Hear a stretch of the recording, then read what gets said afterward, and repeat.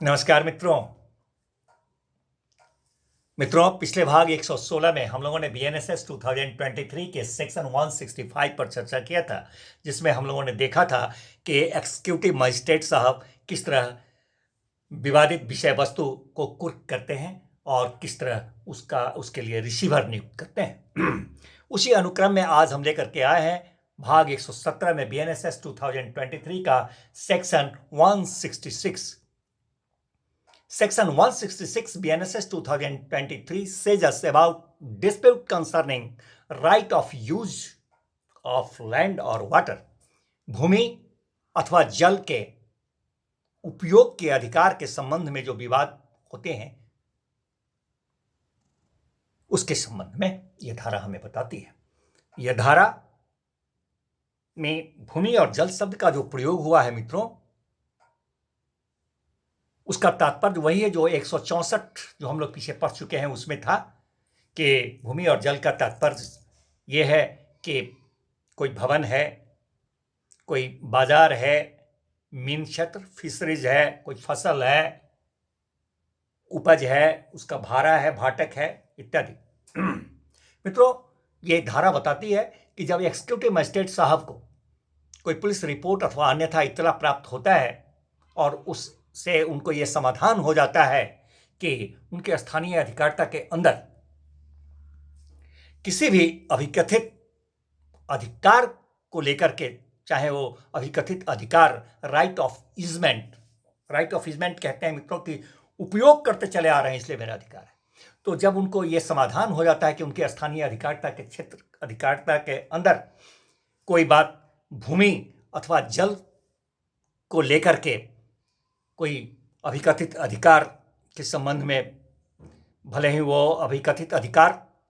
Right of easement से हो अथवा अन्यथा किसी भी तरह से हो, कोई दावा है और उसको लेकर के विवाद चल रहा है तो और शांति भंग होने की संभावना है, तो क्या करते हैं, तो वह पहले की तरह ही उस समाधान के आधार को अभिलिखित करते हुए वैसे पक्षकार को जो दावा अधिकार कर किया है, न्यूसेंस क्रिएट होने वाला है, उसको निर्दिष्ट करते हैं कि अमुक तिथि अमुक समय पर उनके न्यायालय में उपस्थित होकर अपने अधिकार और दावा का लिखित तौर पर पेश करे, लिखित कथन पेश करे। और इस आदेश के बाद जब वो पक्षकार दावा, अपने अधिकार का दावा करने वाला वो पक्षकार लोग उपस्थित होते हैं और दावा करते हैं, लिखित कथन पेश करते हैं, तो मजिस्ट्रेट साहब उस कथन का परिशीलन करते हैं, सुनवाई करते हैं, कोई साक्ष्य है तो ग्रहण करते हैं, साक्ष्य के प्रभाव पर विचार करते हैं, कोई अतिरिक्त साक्ष्य है आवश्यक समझे तो उसे भी ग्रहण करते हैं, और इन तमाम बातों के बाद ये निश्चय करते हैं कि वाकई अधिकार एग्जिस्ट कर रहा है कि नहीं, अधिकार वर्तमान है कि नहीं, उसने जो दावा किया है अपने अधिकार का वो वर्तमान है कि नहीं उसका, इस चीज का विनिश्चयन करते हैं। और ऐसे विनिश्चयन में जो जांच की प्रक्रिया हुई उसमें जो पीछे हम लोग पढ़ चुके हैं सेक्शन 164 के उपबंधों का यथासंभव as so far as possible, so far as may be, वो उसका वो लागू होता है 164 का जो उपबंध है। मित्रों, ये सेक्शन हमें बताता है कि जब इसके बाद मजिस्ट्रेट साहब को ये प्रतीत हो जाता है कि नहीं अधिकार एग्जिस्ट कर रहा है, तो अधिकार एग्जिस्ट कर रहा है, जब उनको ये प्रतीत होता है तो वो आदेश करते हैं। क्या आदेश करते हैं कि ऐसे अधिकार के प्रयोग में कोई हस्तक्षेप नहीं किया जाएगा, वो प्रतिषेधित है, और साथ ही ये भी आदेश करते हैं कि अगर कोई उस अधिकार के प्रयोग में बाधा है तो उस बाधा को हटाया जाए।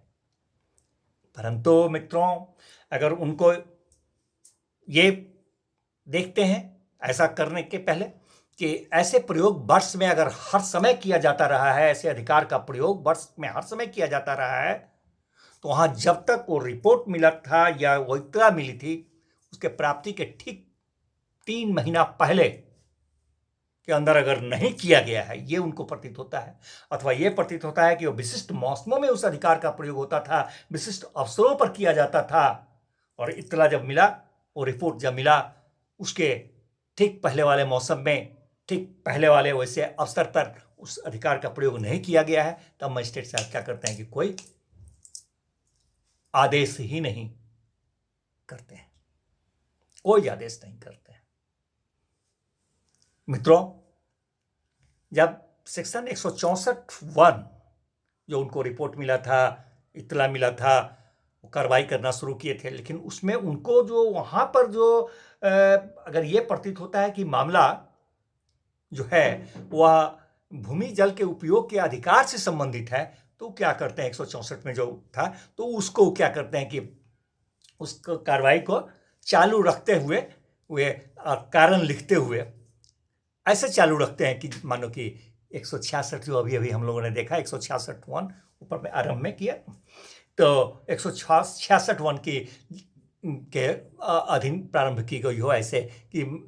वह जल या भूमि के उपयोग के अधिकार से संबंधित विवाद है, ऐसा करते हुए वो 166(1) की तरफ वो उसको चालू रखते हैं। 164(1) में अगर इस तरह का उनको प्रतीत होता है, तो अब 166(1) के तहत अब कार्रवाई चालू होता है। अब कार्रवाई चालू होने के दौरान अगर यह मालूम पड़े कि विवाद जो है, विवाद के संबंध में 164 के तहत कार्रवाई जरूरी है, 164 में जो कार्रवाई का तौर तरीका था उसके तहत जो जरूरी है, तो उस कारण को अभिलिखित करेंगे और अभिलिखित करने के बाद वह कार्यवाही को ऐसे चालू रखेंगे कि जैसे कि वह 164(1) में जो था उसके अधीन आरंभ किया गया कार्रवाई हो। ठीक है मित्रों, फिर मिलते हैं नेक्स्ट सेक्शन के साथ नेक्स्ट भाग में।